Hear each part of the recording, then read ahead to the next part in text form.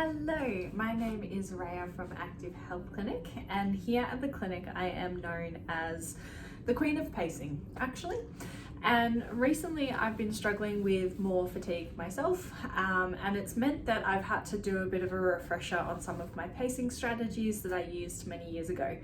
So as you may or may not know, I come from personal experience of having had chronic fatigue syndrome, and I count my lucky stars that I no longer have it to the extent that I used to, and I am a pretty high functioning individual.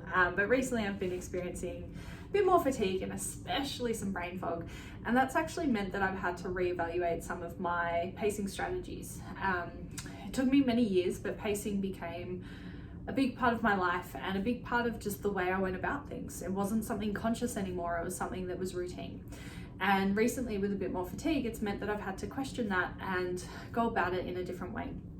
And what that raised for me is that we have, and we've used this terminology in the clinic, but we have macro pacing and micro pacing. So macro pacing is the bigger stuff that you can see, and that is a little bit easier to move around. It's a little bit more observable, and you go, if I do this, I'm going to feel symptomatic, but if I move it this way, then it's going to look like this, and I'll be able to handle it a little bit better. Whereas the micro pacing is the one that we tend to take for granted, or not take for granted, but it tends to be the one that we do the thing and then feel symptomatic, but we kind of just deal with it. So as an example of that, back when I was really unwell, I would shower every day. And in hindsight, I was booming and busting every single day from a shower, and I never actually made those connections. And it was something that I felt I needed to do. It was very much a personal preference of something that I wanted and felt I needed, but it did mean that I would have to have a sleep afterwards, and it meant that I felt crappy tomorrow because of the shower I had today and that I did it again.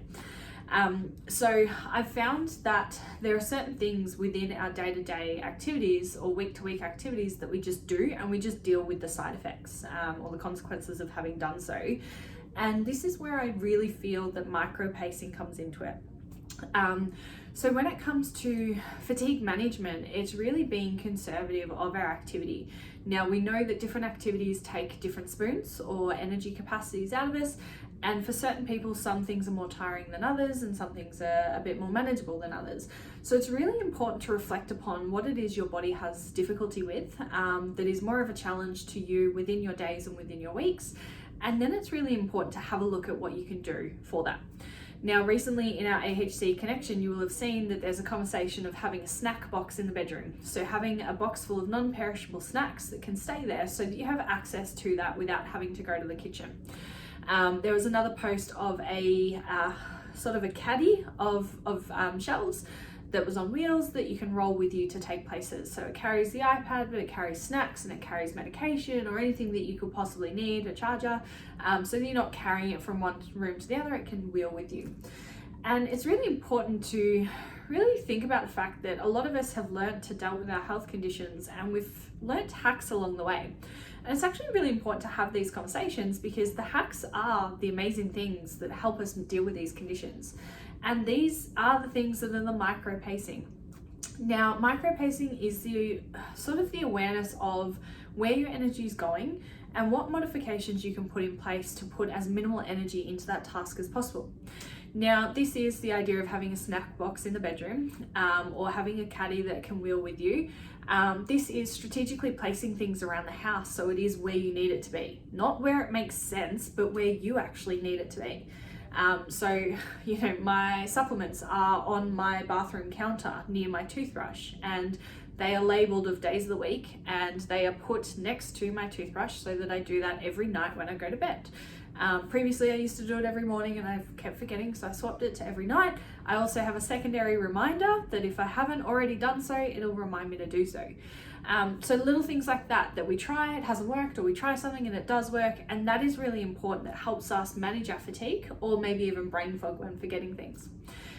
But it's also coming down to certain things may be easier based on the time of day. So for a lot of people with OI and POTS, it's more difficult for them to shower in the mornings because they are their most symptomatic, and that's where showers can be most, it's a massive challenge.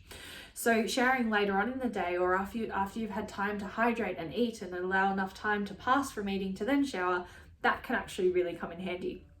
So There are many strategies, and it might be the difference of sitting down in the shower, picking the time of day that you shower, being strategic with what you do in the shower. So it might be that you have a hair washing day that's separate to a shaving day, that's separate to just a wash day, that's separate to a sitting down in the shower kind of day. So you might actually plan this out. Or you might have certain hacks within your supermarket shopping that you do. So one of mine is that there is click to boot. So I use the app, I purchase everything, I rock up to the store, I park my car, they bring the food out to me, the food goes straight into my car. So it means that I'm not aimlessly wandering around the supermarket when I don't actually have energy or capacity to do so. So there are lots of things like this. And what I invite you to do is to reflect upon what's worked, what has made things easier, or what has made things more difficult. And it's not to come at that with judgment to go, oh, it shouldn't be that difficult. But everyone that experiences a chronic illness, regardless of your diagnosis, everyone that experiences a chronic illness will go through difficulty in navigating your symptoms, managing and managing life within your symptoms. So having certain hacks are really important. And I know you know that. But what's important is to explore what's not working for you, to have a look at ways that you can change that so it might be better working for you, or ways that it might take 10% less energy. And although that doesn't make you feel any better in that moment, over time that's actually helping less of your energy going into that within the day or within the week, and that can go into something else that might be a little bit more restorative for you.